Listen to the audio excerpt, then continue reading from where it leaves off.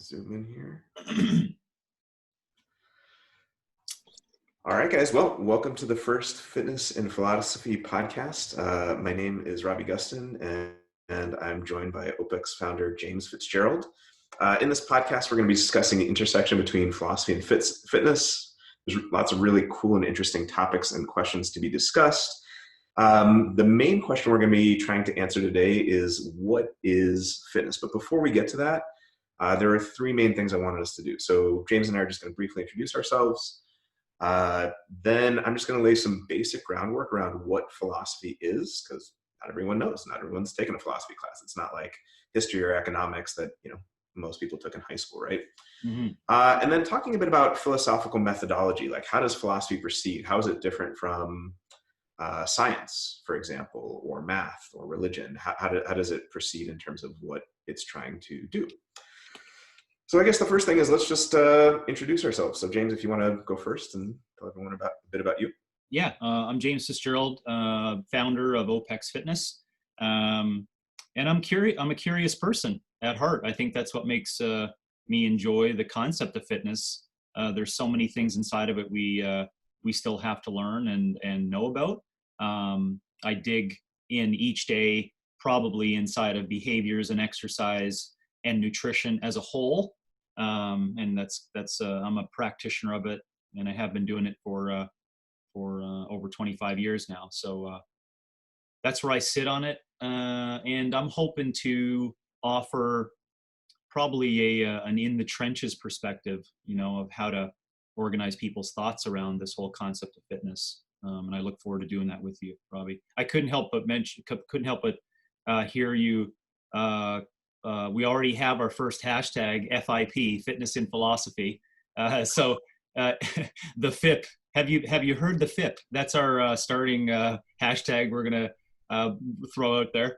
Also, you almost said fitness, which is a huge blip. But hey, man, if you want to roll with that, I'm cool with it. Not that we haven't thought of that before, but that would seem like a God complex inside of fitness that we probably want to get to episode 86 before we discuss that. And lastly, before I hand it over to you for your introduction, I think we probably want to table for another time. And it's beautiful because, these discussions are supposed to lead to further ideas, right, of thought, is how you are going to open up with discussing philosophy in regards to fitness and philosophy in itself as a learning. I think we take for granted how much other areas are involved inside of fitness that we really don't know about, like economy and cognitive function. And Lord knows we certainly don't know a lot about behaviors and psychology inside of fitness. We try, but anyways, I'm excited that you're going to be able to offer a really strong branch that I think hasn't been touched before in fitness. Yeah, thanks. I'm super excited to discuss it with you too. I think with the fitness in philosophy, we could TM that, right? Okay. If I wasn't on the show, then maybe it would work, but it'll be a little inside joke. Yeah. So yeah, my name is Ravi Gustin. Just a little bit about me. I did my PhD in philosophy at the University of Notre Dame. And I've always been interested in, just like James was saying, just a generally curious person. I think one of the things I loved most about philosophy was, its connection to art and science and math and religion, and just, asking these deeper questions about all these broad disciplines. And that's also what interested me in fitness and kind of functional fitness as it came to be known in the past decade. Strongman, Olympic weightlifting, powerlifting, sprinting, running, and then nutrition is a huge interest of mine. That's kind of one of my main passions, and hormones and digestion and all these different disciplines. So I'm really, as you were saying, I'm just really interested in the interconnections between all these different things. While I was doing my grad work, I started being a part-time coach over here at CrossFit South Bend. And when I graduated, decided to make a bit of a career shift, but still very much love philosophy, and I'm still very interested in it. And I'm excited to explore the connections that I've thought have existed for a while, but I think now we're really going to have an opportunity to flesh out and obviously be able to discuss with you. I think it's going to be awesome. Can you give our audience a really clear definition? And I apologize for putting you on the spot to do that, but a really clear definition, even if it's a Wikipedia poll, for what philosophy is. Great question. So there's a ton of different things a ton of different ways you could go there. There's kind of the joke answer. That's how the philosopher answers the question, Robbie. There's the joke answer, mental masturbation. That's okay. Hashtag. We just got another tag. Yeah, I got another hashtag there. That raises our followers tremendously, by the way. Right. So they're gonna be like, what the hell is that? Yeah, so I mean, there are a couple different definitions that I would always mention to my students. So one is a famous one from Wilfrid Sellers that I think we'll explore more in other podcasts, which is philosophy is the study of how things in the broadest sense of the term hang together in the broadest sense of the term. So you might hear that and think, oh my God, that's just so general. Oh, that's fantastic. But it's the other way to describe it that I think is going to be really relevant to the question we're discussing today, the what is fitness question, is philosophy. It's not that other disciplines don't ask meta questions, they can, but philosophy is the consummate meta discipline or meta question discipline. Yes. It's the discipline that asks questions about subjects, deep, fundamental, what is the nature of this thing questions. For example, so art and science and math and religion and politics all have questions within their realms that involve certain implicit assumptions about things. And those are all interesting questions, but philosophy then jumps in and kind of this third party outside perspective looking over and saying, hey, what's this all about? There's this implicit assumption there that you're adopting and you think is right, but it's actually messing up the whole system. So that's fantastic. I'll stop it there because I'm just trying to think of at a listener level. That's something that immediately I have a concept of now, but my first thought is, and this probably could be the time for it, I'd offer your suggestion on this, is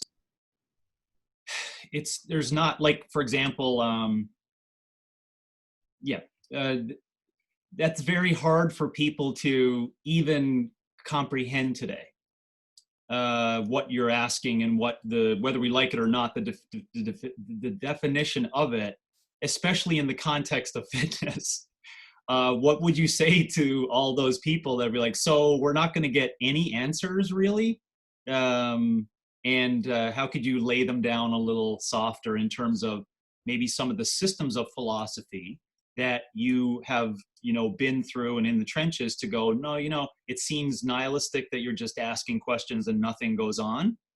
But would you offer that it does lead to some good things down the road? Do you see where I'm going with that question to kind of help people out? So I think there are two things I would say there. So one is, so this is a common question that a lot of my students would ask me when I was teaching, does philosophy just ask questions? Do we ever get answers? The answer is yes, we do get some answers, some really powerful and important answers.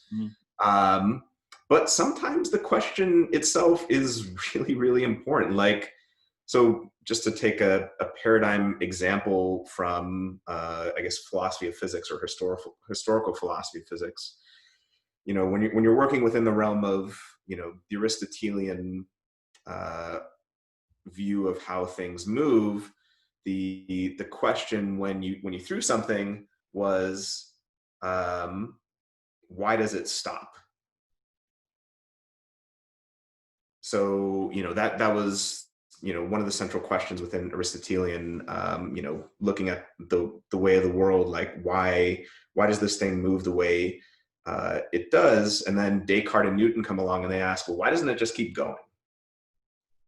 So that's not something you can get insight into asking that question from doing experiments, but it's a different way of looking at things that comes from actually, deeper fundamental questions. Another one would be, Einstein's musings on like the nature of space and time. Like there are experiments that we subsequently did to confirm what he eventually developed, but the inception of all that was questions about the nature of this thing. And if that's a little too abstract in terms of No. the sciencey side of things, I actually have a few examples from disciplines that might help people get a bit more concrete. Okay, well, I ask us to table that some discipline examples throughout, and I'll promise everyone as well that we certainly will get to a point where we can collaborate on those musings that allow us to directly contribute to the practice of science. So taking the artist questioning and moving it into some actual truths, like those previous examples you had mentioned, right? So we did get some really positive things from the musings of those,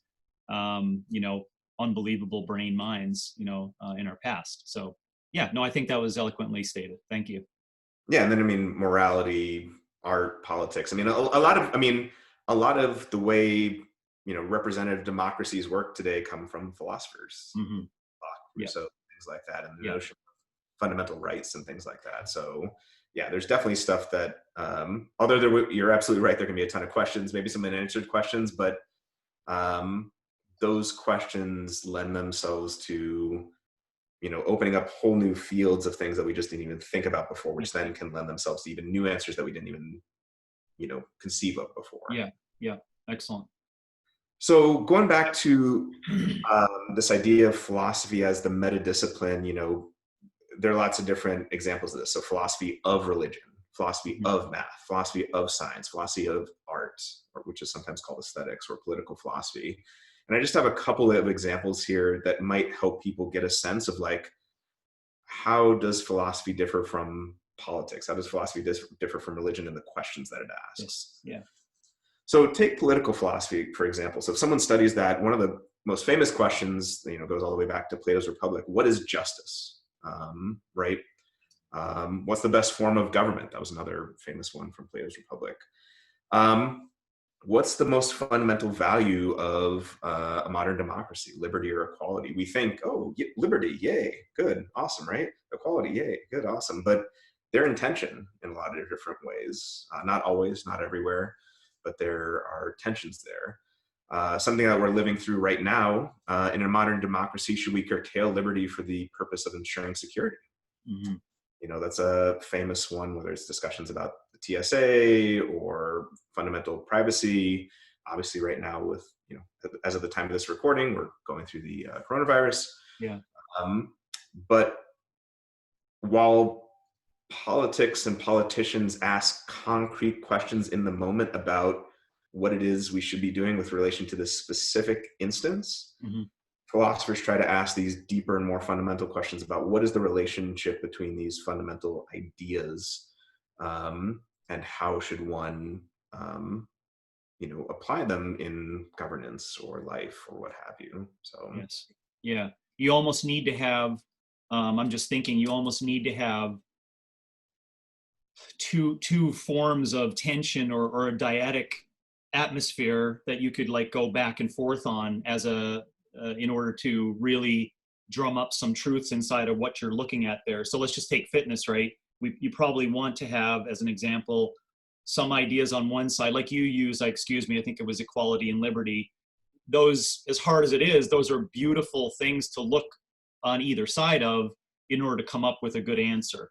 That's what I pulled from that. Would that statement be fair in terms of trying to dig into something? You probably have to have some dyadic tension of seeing both sides in order to come up with some truths in it. Oh yeah, definitely. I mean, precisely the question, or precisely a lot of the questions that we get in philosophy come from, we have, such and such assumption that we want to keep, we want to hold on to. We're conscious, we have free will, for example, and then, science seems to say, well, what about that? I don't know if that's true. So philosophy is the interplay of how do we fit those two together? How do we hold on to both, and can we hold on to both, and what do we have to give up? Yeah. Are there classifications that are easier terminology of the two things that we're discussing? Is it as simple as science and art being the two sides? That's a good question. I mean, it depends on the particular discussion you're having in philosophy. So you were asking before, what are some definitions of philosophy? That would be another sense of philosophy. Philosophy, especially today, is kind of the gap or the bridge that tries to connect our intuitive conceptions of ourselves as capable of consciousness, free will, emotions, religious belief, things like that. And, a lot of things that we would typically call subjective, although, Yeah. Yeah. not in a pejorative sense, but just a descriptive sense. Yep. And then the scientific worldview, which is, there are debates here, but deterministic. Yeah. Part of your brain has made the decision before you're conscious of it. Yeah. Emotion is just brain, love is just brain chemistry. So one conception of philosophy is trying to resolve that tension between our subjective conception of ourselves as humans and what most current up-to-date science seems to say about who we are. So Yes. that's another conception of philosophy. Yeah. Awesome. Thank you. That just helped me think about it in a different way that may not be an awesome template, but maybe someone else has picked up on it that could help them. No, I think that's a really good question. So another way to kind of help people grasp this, so we just talked about political philosophy. Take philosophy of science. This will hopefully people get a sense of what's going on here with how philosophy proceeds. So philosophy of science asks questions like, what differentiates science from non-science? Science from pseudoscience? What makes science unique? A lot of people think science is one of the most successful human endeavors that we've ever, embarked upon. It's true in a lot of ways, but what are the limitations of science? What can it tell us and what can't it? Is science the most reliable type of knowledge available, or are there others? Are there ones that even supersede science? Is that methodology of hypothesis, experimentation, is that the only way of going about finding out things in the world? Are there other ways of going about finding things in the world? Scientists don't usually ask that question. Maybe they'll ponder it. Maybe there are philosopher scientists, of course, like Einstein and Newton, who kind of bridge the gap. But usually scientists are operating within science and asking questions within science. And then the philosopher comes along and asks, well, is that the way you should be operating? Are these implicit assumptions the right one? Another example would be, is science a fundamentally rational and objective endeavor? We tend to portray it that way. Or is it like all human endeavors where it's subject to things like prejudice and bias? Under the truest definition of scientific process, I would say from only my knowledge, 1600, 1700 onward, I think it always had that idea that we're looking to discover things inside of this process, which essentially sounds like we don't have the answers, but that's what the scientific process is the practice of trying to find some truths in it. That's what, it's my, language, because I just knee-jerk had a reaction to the scientific process of what I was taught, or like what I truly believed in. I know that sounds weird in the same sentence, but it was the fact that we're going after searching for something, but we're not trying to find the truth. It's the process of trying to find answers to questions. Yeah. Yeah, absolutely. And that, sometimes when people bring that up, they're like, well, science constantly is revising itself. And, does that mean it's a futile endeavor? It's like, no, that's the point. We're trying to get better at what we're doing here. So I completely agree with that. And just to connect it back to fitness for a second, some of the discussions, we've had through the OPEX course, I think you brought up a really interesting philosophical point when you're talking about how, a lot of the studies that have been done on, exercise are related to performance or disease.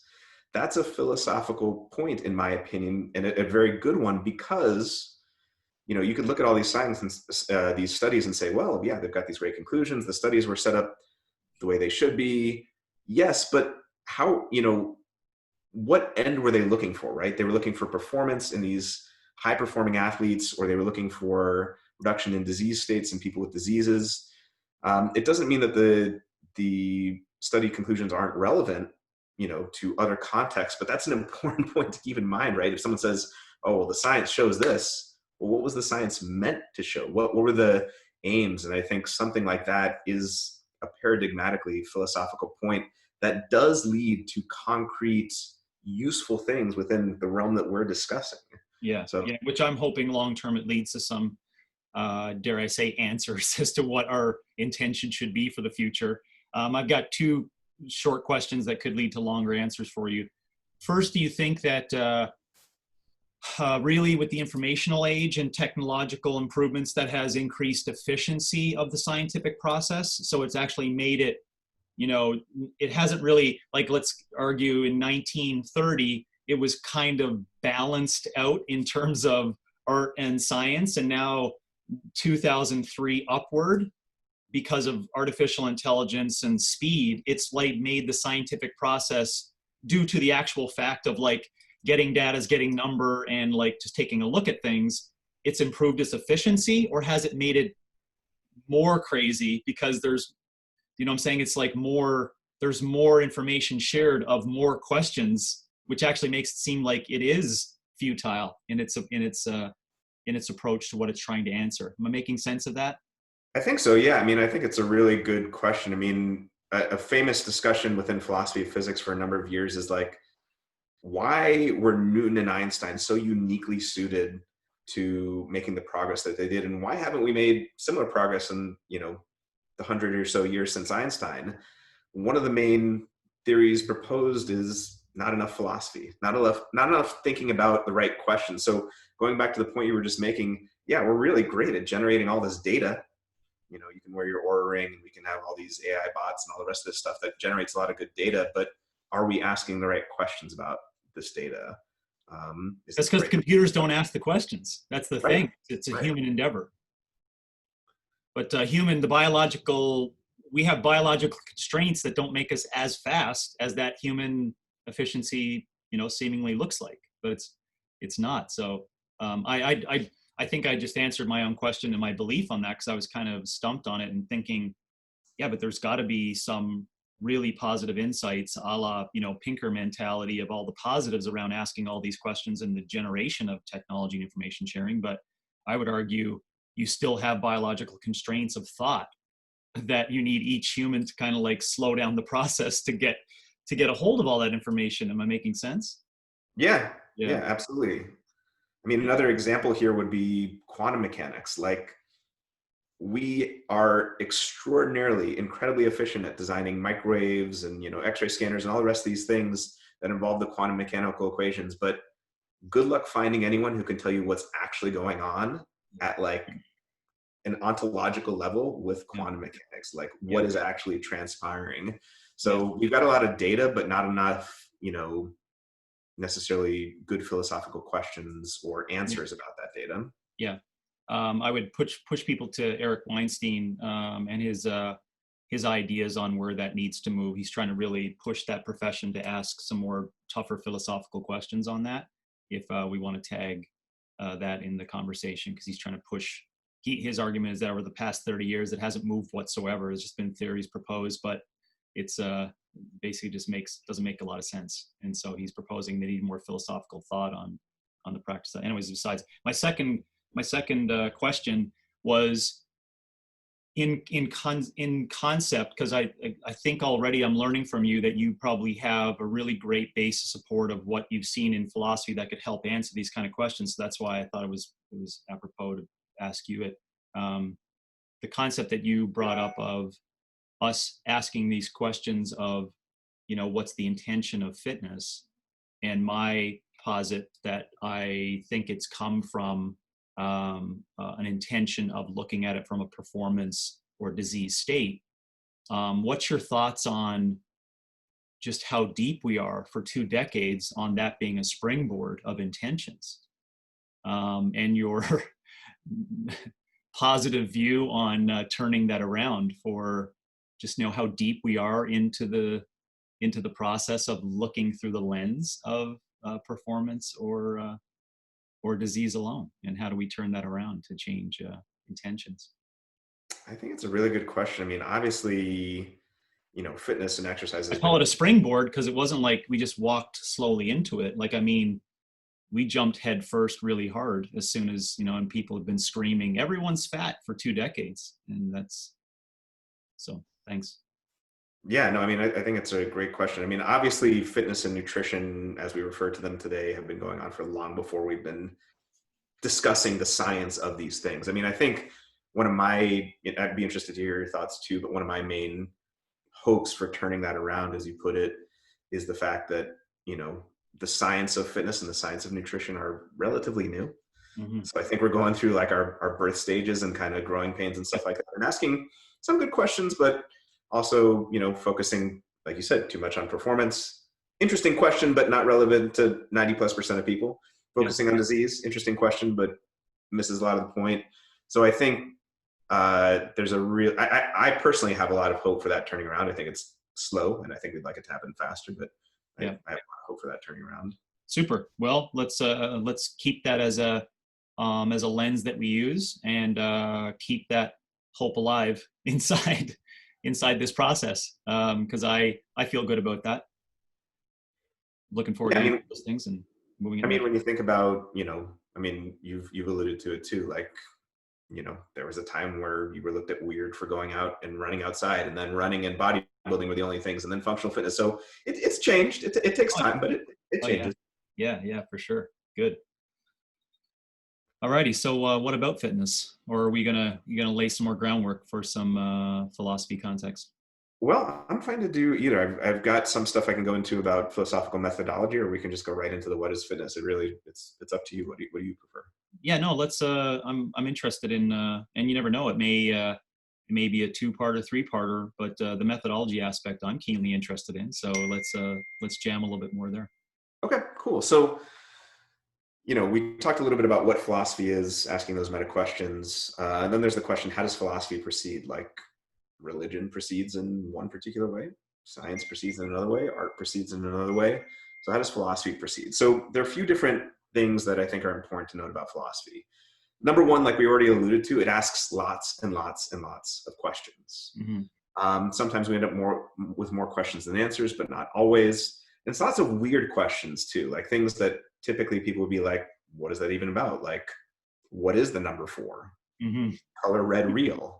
How do we know we're not in some simulation? The Matrix, Inception, Westworld, all the rest of these things that popular culture has made a bit more concrete for us. Those are all philosophical questions. So we ask both lots and lots of questions, and sometimes what you would think of as weird questions, and what they're weird precisely because as humans, one of the ways we get on and make progress is we take things for granted and then do things within that particular realm. But what philosophy does, and sometimes helps us make progress with, is it comes in and asks, are those fundamental assumptions right? Like, are we hitting roadblocks precisely because we had these assumptions and that was blocking us? Philosophy philosophy also proceeds by making lots of distinctions. So, distinctions between subjective and objective, real and apparent, um, between what we believe and what we know. So a famous one that I can give you here from philosophy of religion is between moral evil and natural evil. So famous philosophy of religion question, can God exist given the existence of evil? Huge question. We'll avoid going too deep into that for right now.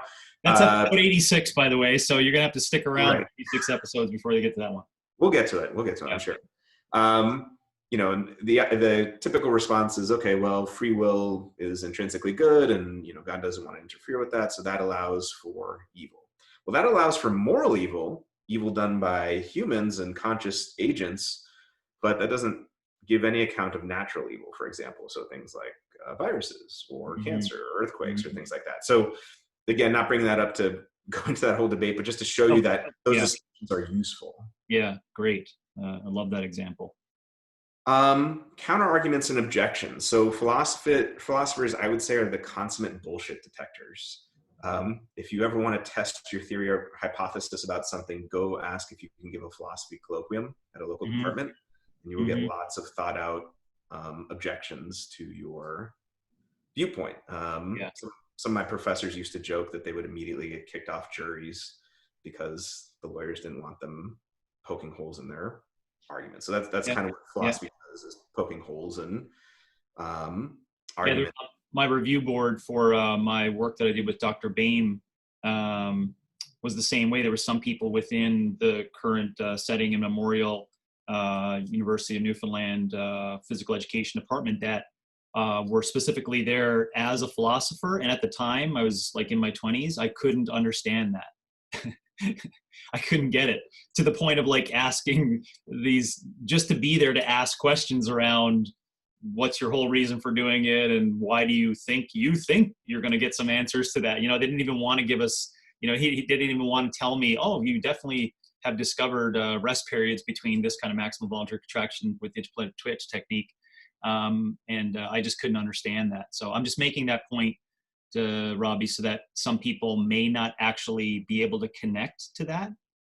They may not actually be able to understand it. So I don't know if that's a softball for you to kind of open that up a little bit more in understanding. If it's enough that. No, I think that's a really good point. Yeah, and please, anytime that happens, like as I'm sure you've experienced, and like anytime you're enmeshed or previously, kind of taught a subject, it kind of, just like what we're talking about, you have these implicit assumptions, and you think these things that you think people readily understand and recognize, but not necessarily always. So, yeah, philosophers are just really, sometimes it can be excessive and, not useful. That's certainly true. But philosophers are really good at asking questions to help you frame what it is you're trying to figure out, like you were saying in that particular context, to help you sharpen things a little bit, so you maybe have a better direction to go in. I like that word, sharpening, and adding some color and adding some refinement to it. Yeah, I like that. Another methodological thing that I think I've got a concrete example here that will hopefully help people get a sense of what's going on: thinking critically. So lots of endeavors are involved in thinking critically, but philosophy is really involved in that. So we don't just accept things at face value. So a famous example from medicine is the Hippocratic Oath: do no harm. Well, that's great, and that sounds awesome, and a lot of us have an intuitive sense of what harm is, but of course it gets super philosophically interesting when you ask, well, what is harm? Yeah. Euthanasia harm? Yeah. Right? Are scientific experiments done that involve compromised populations? Is that harm? But at least all these different questions around what constitutes harm. So it's easy to say do no harm, and that's a great idea, but what does that actually mean? Yes. Love that idea. And then the last couple of things.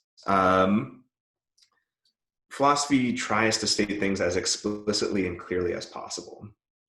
So that's the ideal. That doesn't always happen, but I would say that's something we should, strive for. When philosophers break down arguments or analyze arguments, they try to say, like, which things in what you're saying are facts, which are beliefs, which are inferences. Like, what's your evidence for what you believe, and can you state it clearly, or are you purposely saying it in a weird way to make what you're saying more confusing or not amenable to falsification, things like that. Yeah, Robby, you're going to have to be the tree, that holds steady in that regards. I call it like a security guard, or a bullshit detector is a different way of looking at it, like you'd said. But you're going to have to be that person, whether you like it or not, for our episode, and for our audience too, and questions that they have to ask. Because I think by you stating that in terms of methodology and practices of what we need to do inside of philosophizing, if that's a word, then I'll need you to be there strong and hard on that one. Because that's a key one, especially if we're going to wrap fitness around this conversation.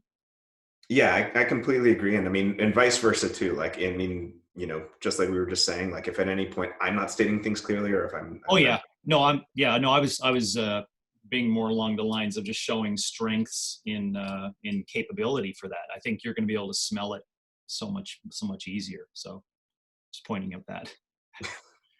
And then the last one I would say here is, there are two ways to characterize this. Again, this is the ideal. This is the way it should be. It's not always the case, but it should be. Let the evidence lead where it may, ideally no sacred cow. So this is a big difference between philosophy and a lot of other endeavors, whether you talk about religion or science or lots of other things. Truth is first and foremost, and if that leads to conclusions that conflict with our intuitive sense of ourselves or beliefs we hold dear, so be it. So be it. So be it. So some people may not like that, but that's philosophy. So I like "so be it" as opposed to "it is what it is." yeah. Yeah, so be it. I like that. Sit with it. Be okay with it.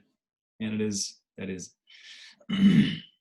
So that's the methodology stuff. And then got some stuff on what is fitness, but I just want to pause there and see any thoughts or questions or.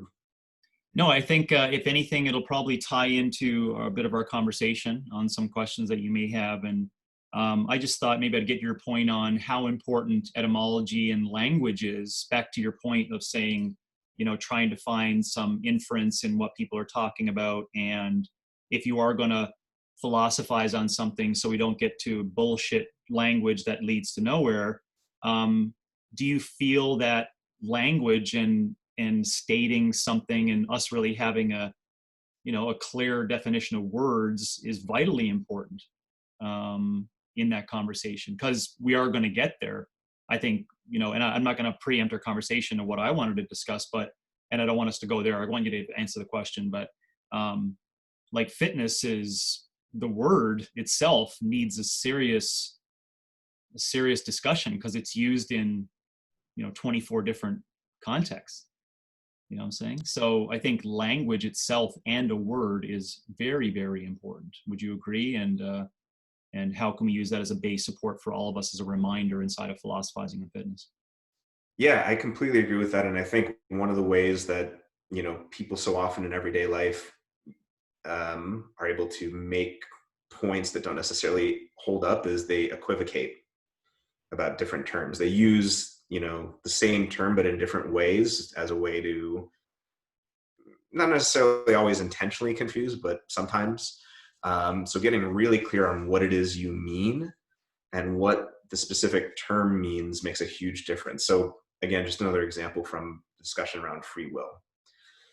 So in free will, the famous questions are is free will compatible with determinism? Is it compatible with God's knowledge? Well, there are two senses of freedom. What do you mean? One sense of free will is the ability to do otherwise, like the ability to, take multiple different paths. And one sense of free will means the ability to do what you want. Those two are not the same thing. You could have the ability to do what you want without the ability to do otherwise. So getting super clear on what fitness means and the things around fitness or performance or health, I think is absolutely crucial. Yeah, awesome. Yeah, I love it. And I'm gonna post Yuval Noah Harari's definition of free will, and he says it eloquently, that will make people remember your exact sentence, just said in a different way, around choices and I call it like a continuum of how you see it. It has scale and it has depth, and you can't just think of it as just a word. It's deeper and broader than you think, and then when you open your eyes to that, you see that it actually is not in one bucket or the other. It's like very, very, very broad, But again, to the point, defining that is very important, because again, we'll tie it into fitness, and fitness is, in a lens you can imagine, people can see it as one definition. It's like it's one thing. Yeah, absolutely. I mean, a funny example that I would used to tell to my students is God is God is love, love is blind, Ray Charles is blind, Ray Charles is God. So I mean, many logical faults in that argument, but part of the issue that you run into there is like, we're equivocating about blind, we're equivocating about love, we're equivocating about all these different terms without getting clear about what it is that they mean. So you can that's an extreme example where you can make all sorts of faulty inferences. Yeah. Without, unless you get clear about what a word means. Yeah. I'd like to propose also, just for people to, as a thought experiment, and to challenge themselves on this specific topic. And I'm only speaking about it because I finished it last night. Jay Shapiro's film with Majid Nawazi and Sam Harris on Islam and tolerance. It's on Amazon Prime Video. And it is going to tie in what you just mentioned, that we just haven't, I believe, through what they had in their conversation, is that we haven't grown enough on the topic of what is Islam and its defining factors. what is it to be Muslim and its defining factors. I think what you just said there is beautiful in that what they discovered, it took them a decade to discover that you have to define how people see and perceive what is the language and what is the naming of it in order to fully see the color inside of that. And I think we've not grown as humans to like not get past what one person says on media of what this means. And then what these guys did, it went through a lot of pain and anguish, personal relationships, and you can just imagine someone who's a reformer based upon their previous thoughts of something and belief. I would ask people to go to that because you'll see a very stark, painful expression, but also on the other side, see this beautiful rendition of what Islam, what Islamism truly means, because you're opening your eyes to how everyone experiences on a different level, you know? And now it fundamentally changes how you perceive that word, you know? And I think that's a beautiful example in today's day and age that people could go to. So I'll link in some notes to that. That's a really cool example. And I think that gets back to what you were saying earlier about, asking, can questions lead to concrete developments in the world? And yes, right. Asking that question about what is this? And then that broadening your horizons and then changing the way you interact with the world. Definitely. Yeah. Paleontology has just gotten into that as well too, with like what's called wording on transition from water to land, and trying to see these connecting pieces in RNA and DNA based upon that. But they're still saying like, well, define a language, what you're talking about as to where all these things came from. And then secondarily, they are philosophizing on this, right? They don't have answers, but they're certainly looking at trying to find some real clear answers to it through science. And that's the beautiful aspect of seeing the context, really. So yeah, it's fantastic. The question that I've seen come up today, that's kind of a philosophical question, obviously, again, as of the time of recording, we're doing this during the coronavirus. What is life? Is a virus alive? Yeah. Things like that, again, are questions that obviously have a place in science, but they're deeply and profoundly philosophical as well. They're questions about the nature of the thing. Yeah, it's a sad thing too, because I think for people collectively to come up with an answer to those questions that maybe not lead to answers, but to really raise awareness, we don't have enough time. We don't have enough time to ask. Like there's biological constraints to it. You know what I mean? Like we have to very quickly get to answering some of those questions. Right. And I think with the current landscape, we got a lot of Netflix, and we're afraid of sitting down and thinking. Yeah. And, that's where, sometimes there's a time for philosophy and sometimes there's a time for action. And it's definitely finding the balance between those two, to be sure. Yeah, for sure. So in terms of the fitness stuff, James, I'm open to whatever way you want to proceed. I wrote down, 10 or so questions that we could discuss on fitness, or we could just even start with one and go from there. Let's start. Let's start and move it. And then I wanted to state a couple of things around it. So just make sure that we can come back and tie that in around definition and etymology, around interpretation, around, I guess the morality conversation, what really matters, and all the hard questions on origin and meaning, morality and hope, and how they may tie into, sneaking fitness into that conversation. And then maybe leading to some form of a definition that we could actually, you and I could like start with and play with, and then refine over time, maybe as a process for the entire podcast. I think that'd be really cool. Okay. So I think, tying into that, and this could actually launch us off on exactly what you said, the first question I had under the defining fitness question is, what type or kind of fitness are we talking about? Are we talking about biological, physical, mental, emotional? I'll throw it out there. Yeah, I'm not sure, but that's what I was thinking about. I wrote down a couple of notes on, I think asking questions on what are examples of how people define it today may actually get us to a point of, what we're actually, are we talking about it in a matter sense or a an esoteric, concept of sense. Yeah. And I think, you know, I did this search way back before to kind of answer this question. And I did a real deep dive in this. I would say is probably for months on asking this question: what is fitness? Greg Glassman had inspired me to ask it myself, and which I'm in depth to, of him saying, like, you got to ask that question. He proposed an answer, but that's besides the point. But just in me asking the question, I went on a deep dive on this. And the one I came to was the ability to perform a task starts people off on some form of an idea of a definition, the ability to perform a task. And if you look at the simplicity inside of that, it can drive up some larger answers. Obviously, Greg's perspective was probably through a physiological lens. And excuse me if I bastardize it, but considering work and the ability to do work throughout all different kinds of atmospheres of time and modalities was a concept of fitness that I believe he would say, not he would say that's unfair, but he unintentionally or intentionally moved into the market, right, to question that.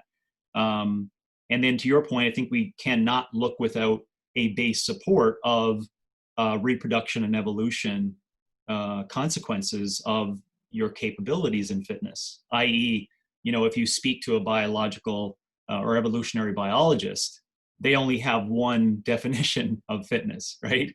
And that's basically cells working together, either intentionally or unintentionally, to keep this thing moving, right?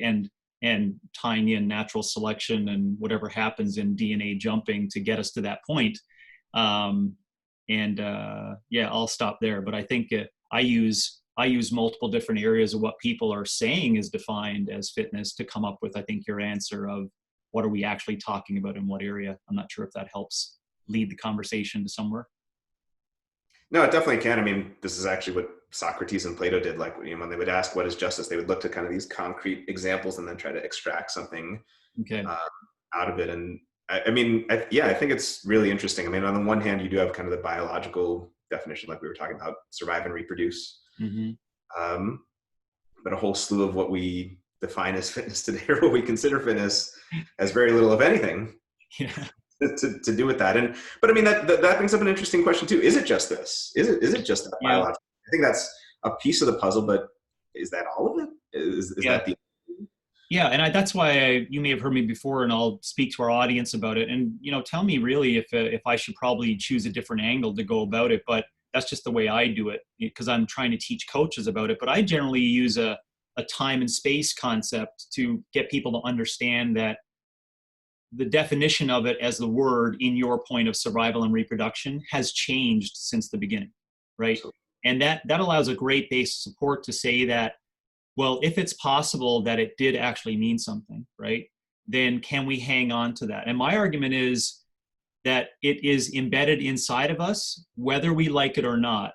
And I could probably take a couple hours really to get the pile-on research that connects biological systems to survival and reproduction to let you know that there are organs that work together. Like, so you don't have to look too far from polyvagal theory and motor learning and et cetera to go, well, we seemingly do have these things in place that we are put together in order to survive and reproduce. But it's so hard for us to stretch our brain to get there because currently to today, we can't connect that biological definition to what we actually do in practice, to live today.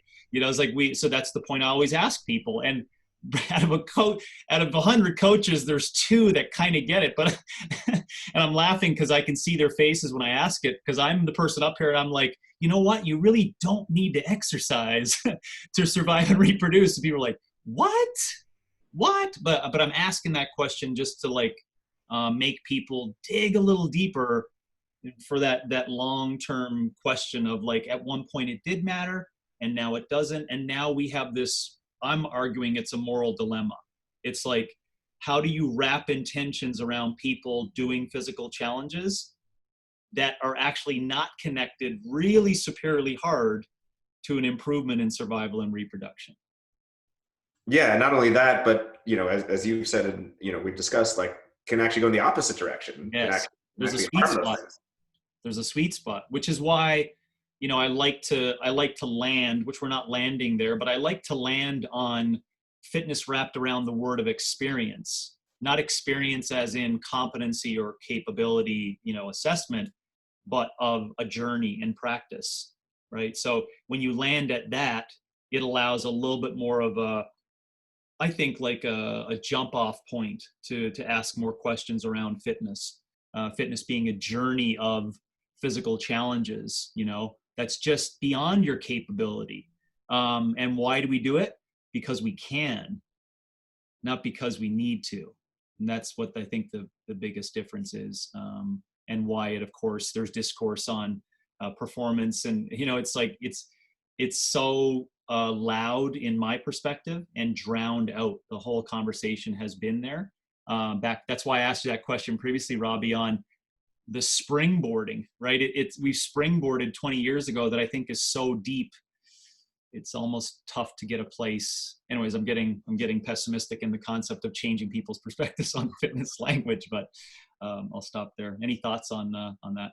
Yeah, no, I mean, I think that's all super interesting. I mean, I think that also ties into yet another way you could conceive of philosophy that I think is really worthwhile. So one of the tasks of philosophy is, in every era, what is science, or what is religion, or what is truth, or what is real, comes to be challenged in different ways. Like, we are dealing with a whole set of different questions with regard to reality and social interaction and all these different things than people were 2,000 years ago or 10,000 years ago. Mm-hmm. So one of the projects of philosophy is to try and make sense of that concept, whatever that concept is: justice, truth, reality, within that new framework. And just like you were saying with regard to fitness, we are now in a very new, uncharted territory. For all of human history, we needed to move. We weren't doing bicep curls and cleans and all the rest of that stuff. Yeah. But now we are in a place where we don't move, and fitness is more of I mean, you need some of it, of course, to be biologically fit in the sense of being able to survive and reproduce. There are people who don't have that and still can, but for the most part, I think we can agree there's some basic level, right? Yes. Yeah. But that being said, you don't need you don't need the standard stuff out there that that kind of goes by the name fitness. So the question becomes, how do we reinterpret this for this new generation? Just going back to exactly what you said, fitness is no longer this thing we have to do. It's this thing that we can do, and maybe can become better as people by going through these physical challenges, increasing our mental acuity, increasing our resilience, things like that. Yeah. I think you made me just think about it in a different way, and I appreciate that for going forward. And I like asking that question, so I appreciate that. Is that somehow we have to continue to have tough conversations, both you and I, and then bleed it out as far as possible, to really get people to be to wake up to asking the question of this dyadic tension between where we are today. I think it's between mind and body, and the importance that we place on each one. That's the way I would see it, as saying, like, and then saying, with time spent on the body, even I would say on a general consensus, it's very, very low. So you were being very kind in saying that, like, there's some form of things you need to do. It's actually so low. I would argue, I'm biased in that. I think we should ask the tough question. I'm looking maybe for your feedback of if I should approach it in that direction, or if you even have some ideas on it, of saying, how about we think about physical challenges for the body that have seemingly been lost over the past 200 years, right? But really now we're in a deeply cognitive state, largely due to a mind state, let's say. We'll just name it over here, but the mind state, largely due to the fact that we don't have to do this anymore, right? But I would say that the communication and everything that leads inside how people live today, just look at you and me right now. We're thousands of miles apart, but we're having, a conversation that's really just some of our senses of seeing and listening, but it's superior cognitive function. And we just wrap so much of that around our day today. Is that a starting point? You believe that we have to have real tough conversations to see where the body fits into the whole thing, and then we can just start, because I think I won't be alive long enough to see people provide,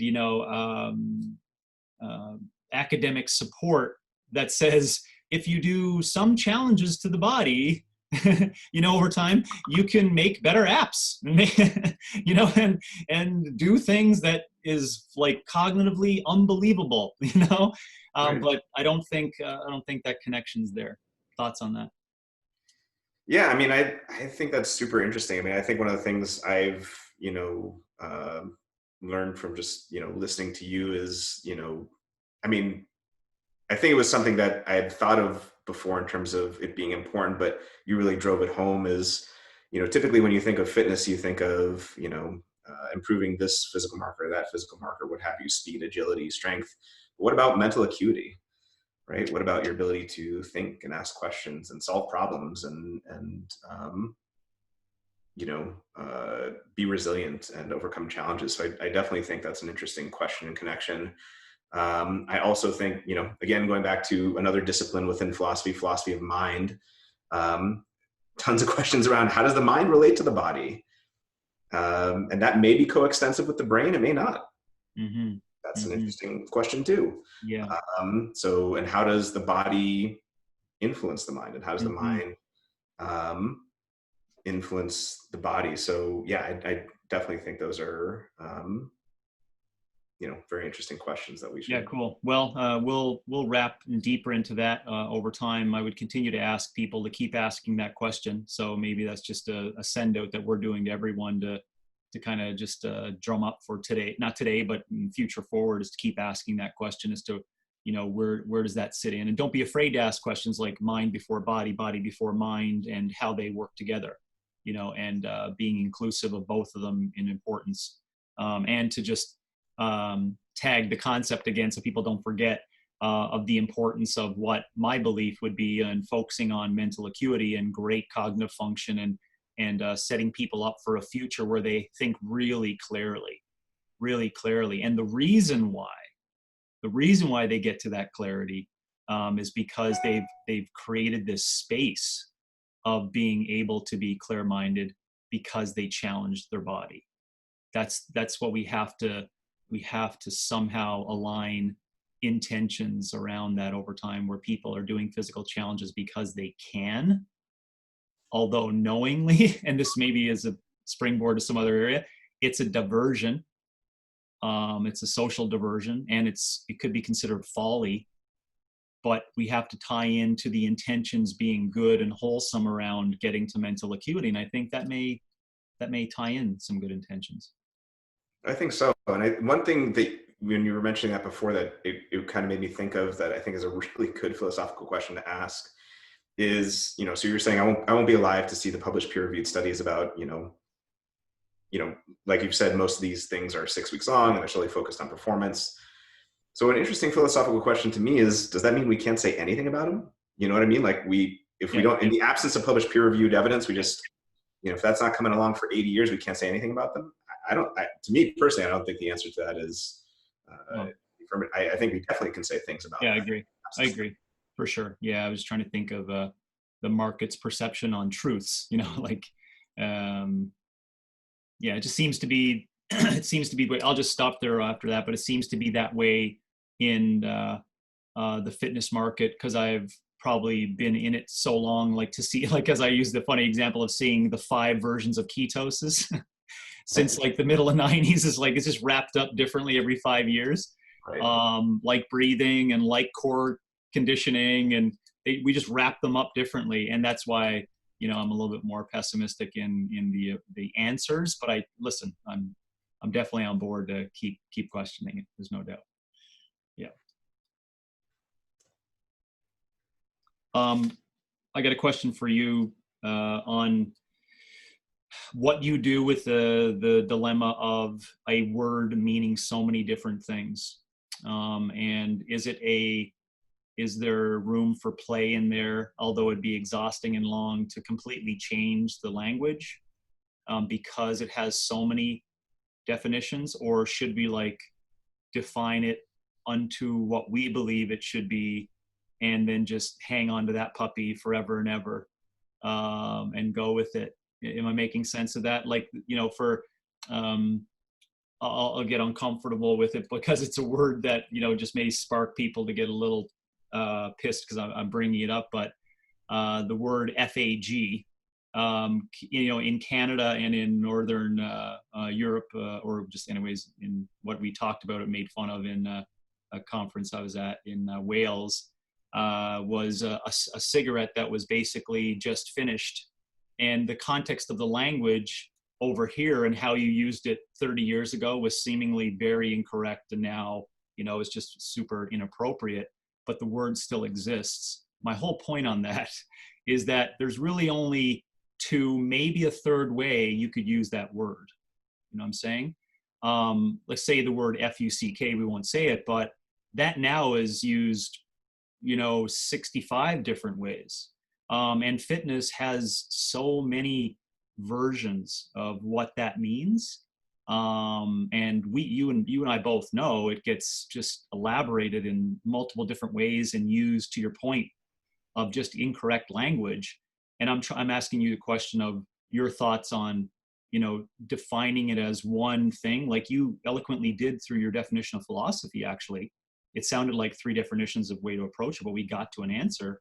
I was wondering if we should do that for fitness, or if we should call it like I don't know, blanket or something. I don't know, blank, because blanket only has one definition right now, so you can use some different words anyways. Your thoughts on that?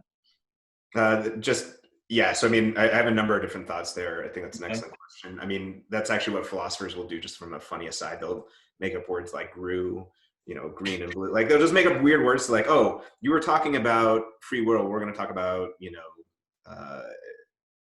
Schmiedem or something. Like, they'll make up these ridiculous words to try to, you know, distinguish different things. But I digress. So Yeah. A few things to say there in terms of how we should go about it. So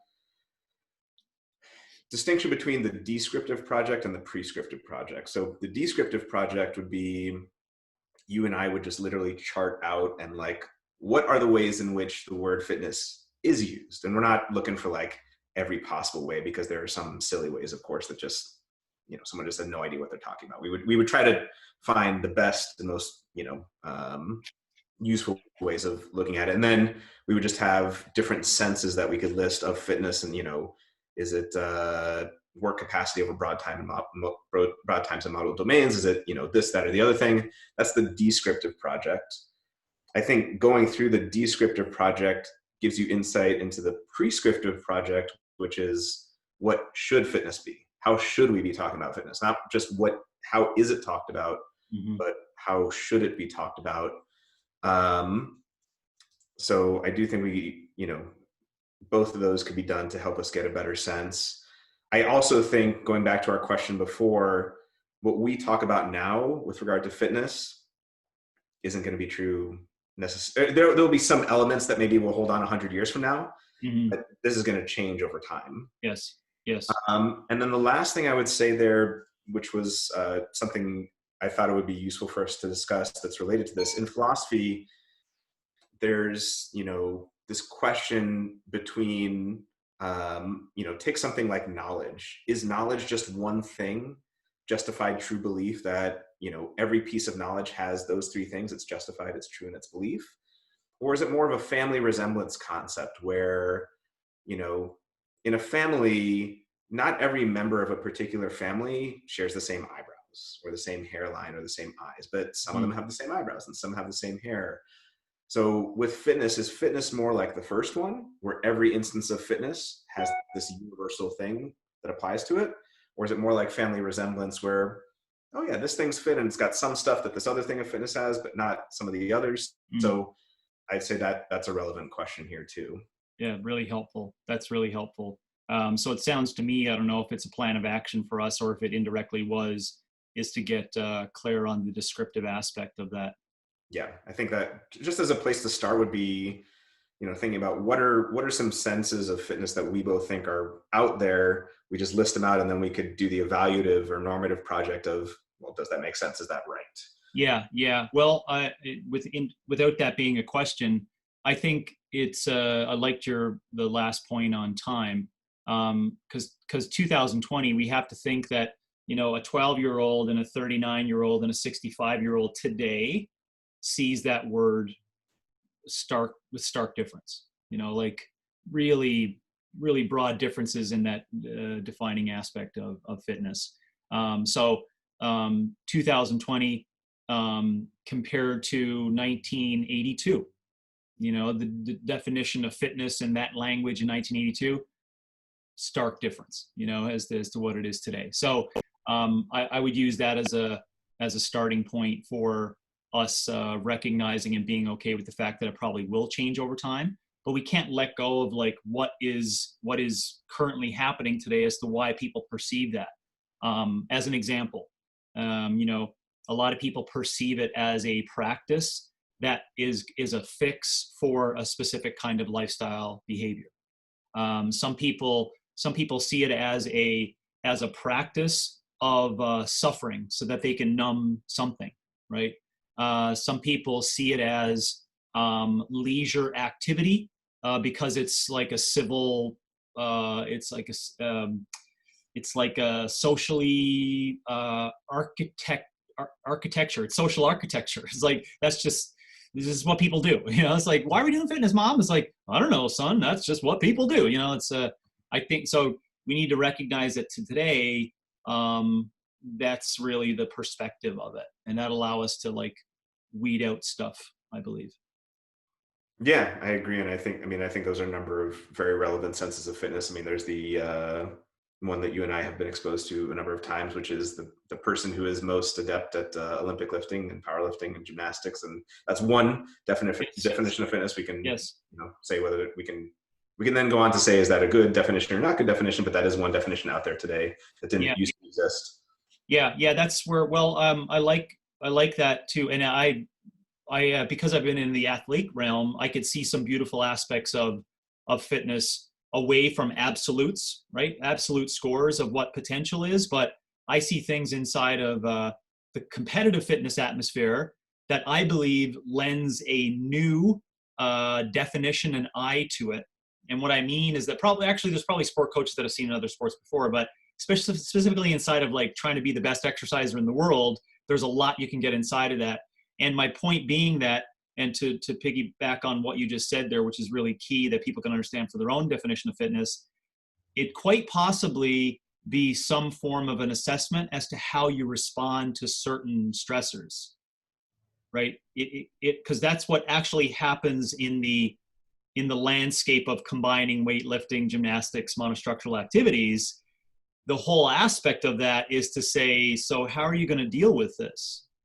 Because you can't plan this out, right? So the whole unknown things could happen. I'm not saying that's the reason to do the unknown things, right. But what you get as outcomes from doing variations, perturbations in any system results in people becoming self-evident, aware of how fit they are, because they can't deal with the shit that's inside of that variation, if I'm making sense, right? Yeah. So that's the beautiful aspect, I think, of what I call the participation and the practice and the journey. It's going to continually give you feedback to give you an idea as to how fit you really are. Not in absolutes, like not your Fran time fit, right? But like, how did you deal with that physically and cognitively, right? You were dealt a task that based upon how you're doing it. So thank you for that. I don't know if you got anything to add to it, but I appreciate the looking at it in that lens also. No, and thank you. That just you even saying that made me think of, one of the things that philosophy sometimes does is it asks, like, for a particular concept, say fitness, what's conceptually contained within that? What are some aspects to that? And just as you were talking, things I was thinking of that I think apply to lots of different definitions of fitness are things like readiness, resiliency, and obviously we go into a big discussion about, we don't necessarily mean readiness for anything, anywhere, like jumping out of a plane, but just ability to deal with stuff that life throws at you, perhaps, basic stuff that we all have to deal with. SARS, COVID. Exactly. I mean, how apparently obvious is that in importance right now? I mean, you said at an ontological question level about life and living, but what does that mean now? I'm not asking you the question, but I want everyone to ask that question. It's a really hard one to ask right now. It seems like timely, it's inappropriate, but it's a reality. You have to ask that. Like I made a Facebook post on it and I put it in words that may not be understood, but if you can't take a hit, you need to learn from that, right? You don't complain about taking the hit. So you have to say to yourself, if I have economic issues right now, if I do have a lowered immune system right now, if I do have a lack of resilience cognitively to the overarching stress in society, etc., that is also a test of how resilient you are, right? As sad as it is, I know people will lose their lives, and I know we'll have loved ones that will suffer through this tremendously, but we still have to ask those questions, which I do have hope that on the other side, at least some brains and some minds will get to that. But it's apparently obvious right now. Yeah, and I mean, even we were talking about how fitness has changed from 1920 to 2020. I mean, even with all the advancements we've made in technology and medicine and stuff like this, there are these going back to what we were talking about, there are these fundamental things that all humans need to deal with. Most of us didn't think we would see a pandemic of this level in our lifetime, but lots of different pandemics have happened throughout human history. There are all sorts of things, whether it's having kids or suffering the loss of a loved one, that relate to emotional fitness, but they're physical fitness, related to catching a cold and being able to survive it and things like that. I think that all humans in one way or another have to deal with whether they like it or not, and the notion of fitness or readiness or resiliency to that test is relevant. Yeah, just to go back, that's what I was tying in there, by the way, is that your concept of readiness is not only an absolute score, like a HRV score. It's like it gives you information right now for the possible future issues. That's what readiness means. That's what people sometimes lose sight of, is that you don't only get a green score. It's saying like, this is an indication of what it's going to be like when you got to deal with worse shit, right? So that's the more important aspect of readiness. Also, I don't know if you feel that is appropriate for timing as well as within our conversation, but where does the fittest fit into that arrangement of a definition and philosophy? The absolute of, this is where people's brains could go. Just I'll lead it so you can softball hit that one. You could ask around reason for even defining the fittest, right? You could ask around, well, what's the context of, or to your point, describing, how you come to an agreement of fittest. You could say, well, what do you get from being the fittest? Is there reason to align all humans to decide upon who's the fittest? The fittest for what? These are all questions that I think, I'm not sure if you would ask as well, but do you think there's a place for that? Yeah, I do. And I think, In defining fitness, meaning, Yeah, I mean, there are lots. I mean, going back to the idea of philosophy, just asking questions. I mean, I have more questions that are kind of coming up right now as we're discussing that. So, one question you can always ask when you have a predicate like this, or you have a something that you would ascribe to someone, is this something that admits of degrees? Does it admit of a maximal potential value, or is it kind of an infinite continuum? One question that I had written down that we could discuss that's related to this is fitness a property or is it a relation? Mm-hmm. So property being something like being human or being red or being 200 pounds. A relation would be being a son or being smaller than or being younger than. So if fitness is a relation, I don't know that there's any maximal value that applies outside of any given place and time, Yep. right? Or people. I'd agree. So that's an interesting question to ask there in terms of, what does it mean to be fittest. Yes. Yeah. I'm sure others have heard it before, and maybe we can go back and forth on that. But I love the idea of taking some time to think about what this utopic idea is everyone's understanding that we all have our own relative physical potential that needs to be challenged. That's the thing. Like, I don't think that a lot of people are aware in the current landscape that we all have a relative highest James Fitzgerald physical fitness potential. We all have that which I believe, by me searching for the sweet spot of it, this relative potential, it will draw up great thoughts and superior cognitive function compared to the James Fitzgerald in a separate string theory universe that does no physical challenges and just goes like this and has a cognitive value associated with that person. Right. Yeah, and that's getting into a total another super interesting realm of philosophy, counterfactuals and like, James 1 and James 2, and if James 1 does fitness, a lot more mentally acute. If James 2, yeah, I didn't mean to move it into the zombie Chalmers rabbit hole, but I that's back to your point of, or I just it always comes up, and then why? Because I did so much striving towards to be the fittest, right? And I'm fortunate enough to be in lanes, right? In a lane of like physical potential beyond what I should have been doing, that leads to a increased speed of aging. Now that's a fact. That's not, so we're past the point where it's like, well, is there a sweet spot really? Yes. Yes, it's fact. And we can, of course, dissect that one, but then I've also been in the lane of like, wow, consistency and just really staying really close to what I can potentially do every day for the rest of my life.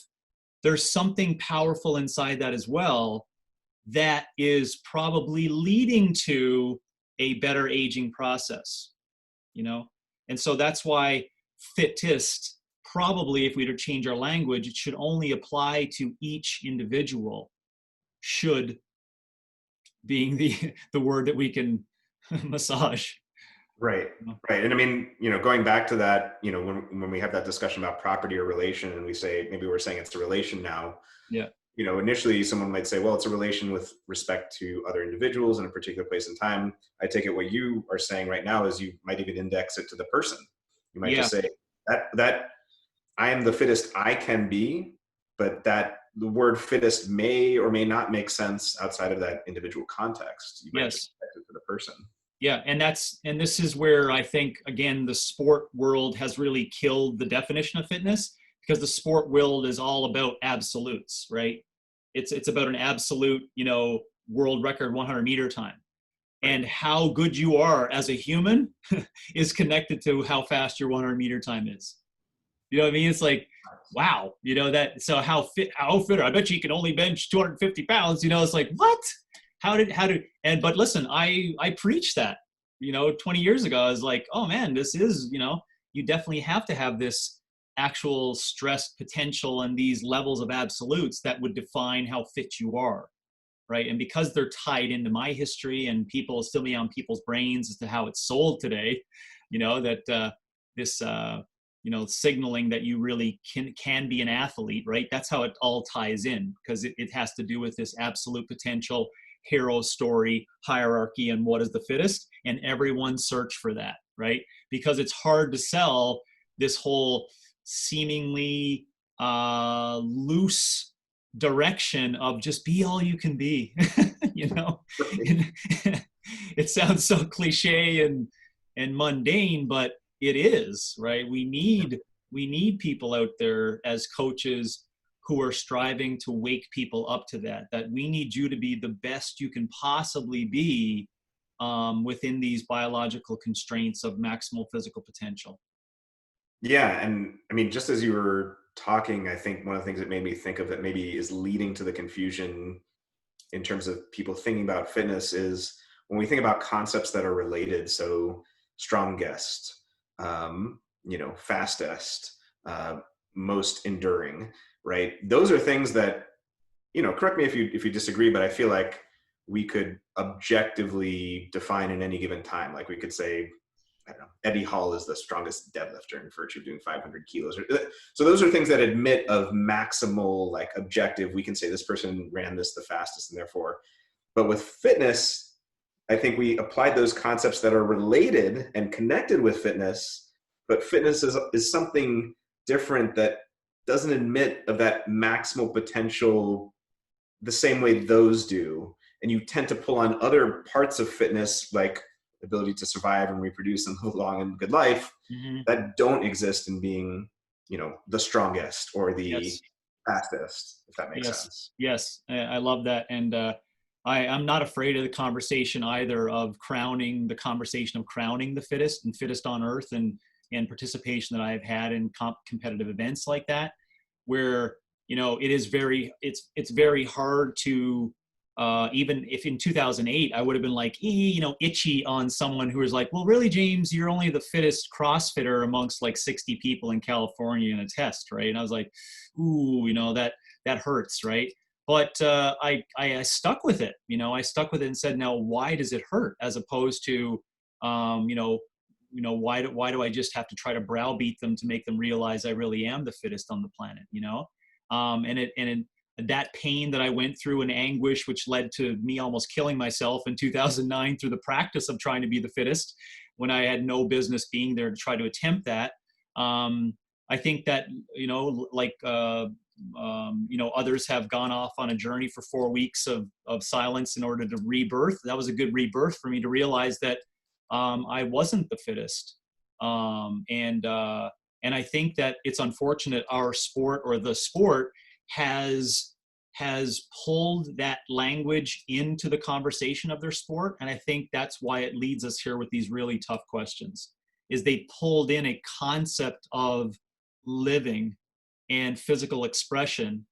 And then you see an absolute score and attempt towards the fittest, and you can't stop looking at it going, I'm not sure if these are really the role models of like what living is, what physical potential is.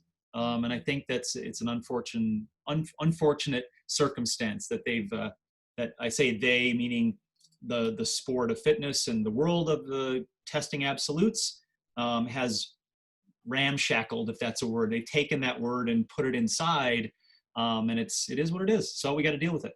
We got to figure it out. Yeah, no, I agree. I mean, I think there was a lot of, initial good. And I mean, I think in a lot of ways, Greg's article is a philosophy article. It's basically saying like, you thought fitness was enduring the most. Yep. Well, guess what? There are these other concepts contained within that.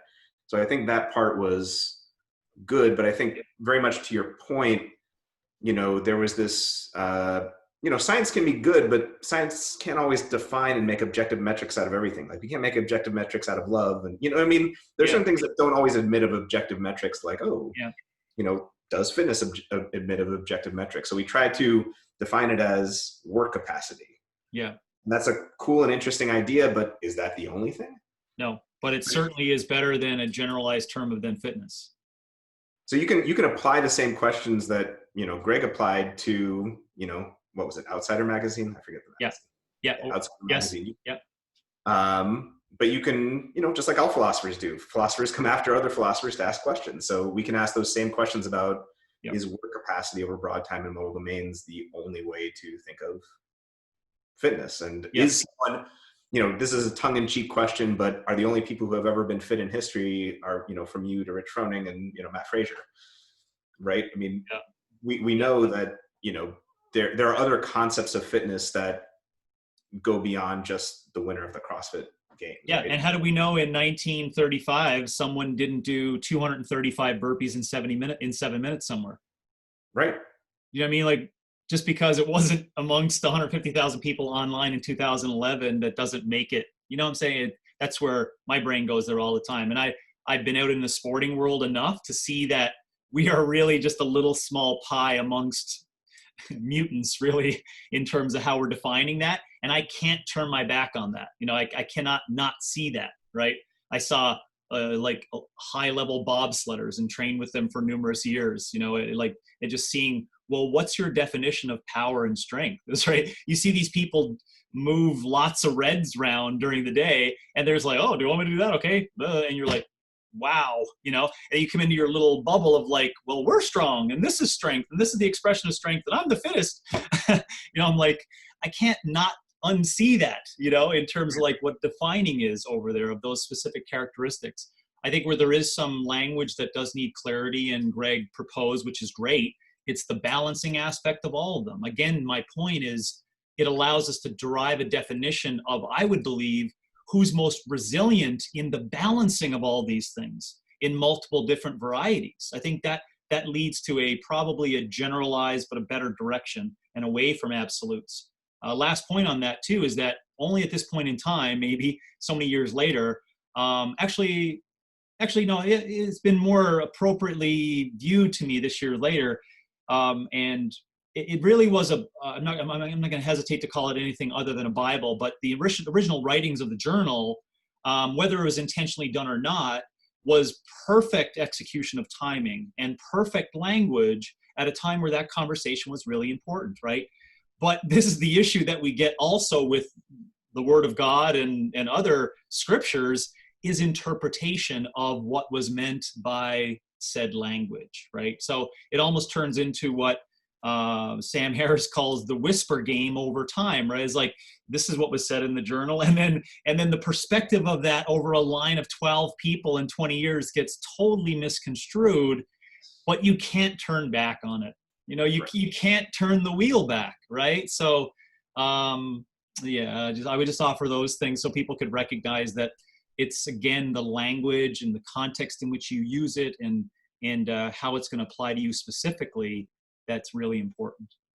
Yeah, absolutely. And don't forget the original spirit and intention of the article. Yeah. Questioning, rebelling, Exactly. I mean, it's a question mark. Right. And it can go back on those very things that have become dogmatic and calcified over the past 20 years. We can use it the same way it was originally used to help break out of that monolithic conception.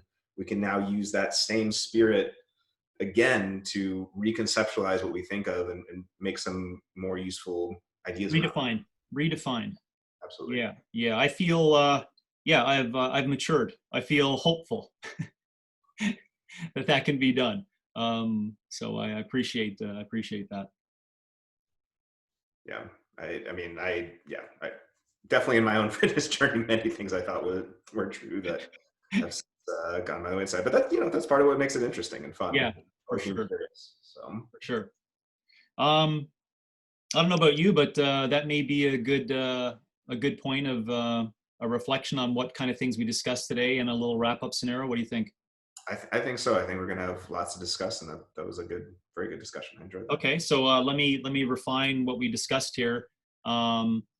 Is really this block concept of understanding who you and I are, and then philosophy.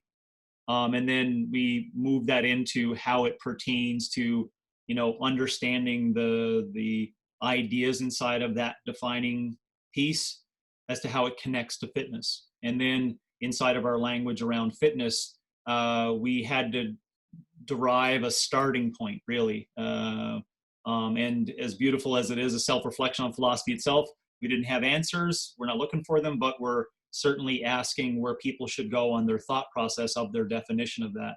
And I think with your contributions to that framework, I think it got us to a point as of this second that is a good start. Yeah, absolutely. Anything further to add that people can take home with it, whether it be a reflection or also references or things that people can start on that can could build this for them? Because we are going to, I'll tag all the things that we talked about or kind of keep in hand and post all the things I mentioned, so you don't have to worry about that. But I don't know, anything you can add to finish? Yeah, I mean, so I guess a couple thoughts. One would be, again, as you alluded to, sometimes one of the things people get frustrated with philosophy is, some people really enjoy it. I enjoy it, but some people get frustrated with the idea of just asking questions without Yeah. resolving things. But a metaphor that might help here is like, imagine you just came upon like a, amazing archaeological find. It's like all dusty and you're trying to figure out like, what the hell is going on? Part of what we're trying to do, and I think what we'll get to, is like, as we ask these questions, we'll be able to more concretely define like what's even going on here, like lay out those definitions of fitness, evaluate them. So right now we're just starting that project. So if you started listening to this expecting the definition, sorry we didn't provide that, but we'll get closer as time goes on. But it's kind of one of these things where we're surveying the land right now and figuring out what's the landscape, and then we can evaluate things. Excellent.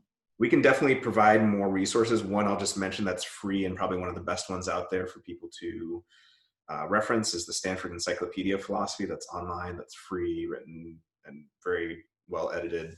Probably one of the best resources out there for philosophy. So Super. That's really helpful. I remember flicking through that a while back from I forget what the podcast was. I was listening to, Sean Carroll, and he had someone on there. He's a nuclear physicist or astrophysicist, I believe, and he asks all the hard questions. And so he's kind of philosophy and ties that together. It's really good. Anyways, he mentioned to go there as well. So thanks for that again, Robbie. I really appreciate it. And thank you for where you sit in this to offer that tree of support of making sure we stay the straight and narrow, and also educating everyone on some of the great aspects of philosophy as to how it fits into fitness. So thanks again. yeah, and thank you. I mean, this has been a topic I've really wanted to discuss with someone for a long time, and I'm excited to do it. So Super. We're going to do more of it. awesome.